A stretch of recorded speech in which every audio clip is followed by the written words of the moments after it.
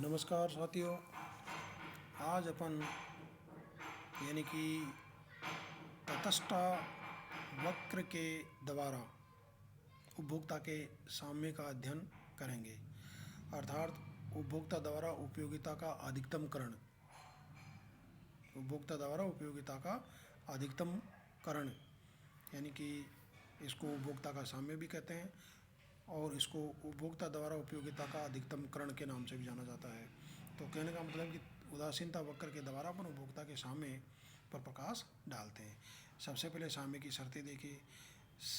शर्तें, पहली जो शर्त है वो क्या है? बजट रेखा उदासीनता वक्र को स्पर्श करे। पहली शर्त है बजट रेखा उदासीनता वक्र को स्पर्श करे।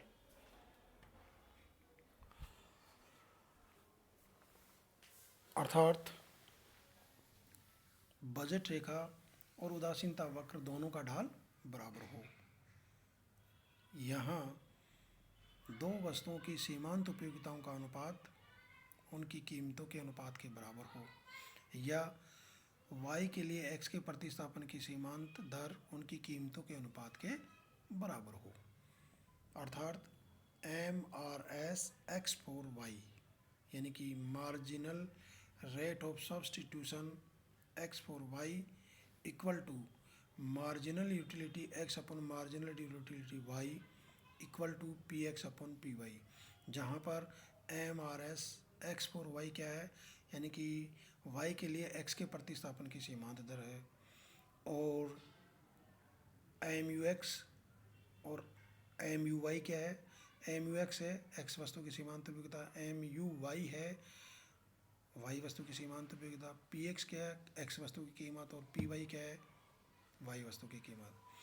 तो साम्य की जो शर्त है वो है MRS x फॉर y, यानी कि यहाँ किसके बराबर हो? ये marginal utility x upon marginal utility y के बराबर, जो उदासीनता वक्र का ढाल है। और किसके बराबर होना चाहिए? PX अपॉन PY के बराबर होना चाहिए, जो PX अपॉन PY क्या है? बजट रेखा का ढाल है। दूसरी इसकी जो शर्त है वो यह है कि उदासीनता वक्र मूल बिंदु के प्रति ऊर्ध्वाधर होना चाहिए, जिसका ये तात्पर्य है कि y के लिए x के प्रतिस्थापन की सीमांत दर घटती हुई होनी चाहिए। ये शर्तें पूरी होने पर ही यानी कि उपभोक्ता को अधिकतम संतुष्टि की प्राप्ति होगी। अब देखिए, इसको अपन अपने डायग्राम के आधार पर भी दर्शा सकते हैं। डायग्राम में नीचे वही x वस्तु लेते हैं और लंबवत अक्ष पर y वस्तु को लेते हैं, और ये जो डायग्राम है उसमें यानी कि चार उदासीनता वक्र दर्शाए गए हैं। IC1, IC2, IC3, IC4, ये चार तो उदासीनता वक्र है, और MN बजट रेखा है, और इस पर चार MN बजट रेखा पर चार बिंदु है ABCDE, ये चार बिंदु बजट रेखा पर स्थित है। तो देखिए, यानी कि रेखा चित्र में क्या होगा कि उपभोक्ता के साम्य को दर्शाया गया है, जहाँ क्षैतिज अक्ष पर x वस्तु तथा लंबवत अक्ष पर y वस्तु को लिया गया है। MN बजट रेखा है जो उदासीनता वक्र IC1 को A व E बिंदु पर तथा IC2 को B व D बिंदु पर काटती है, साथ ही C बिंदु IC3 पर स्थित है। और हमें पता है, हम जानते हैं कि ऊंचा उदासीनता वक्र अधिक उपयोगिता को दर्शाता है तथा नीचा उदासीनता वक्र कम उपयोगिता को दर्शाता है।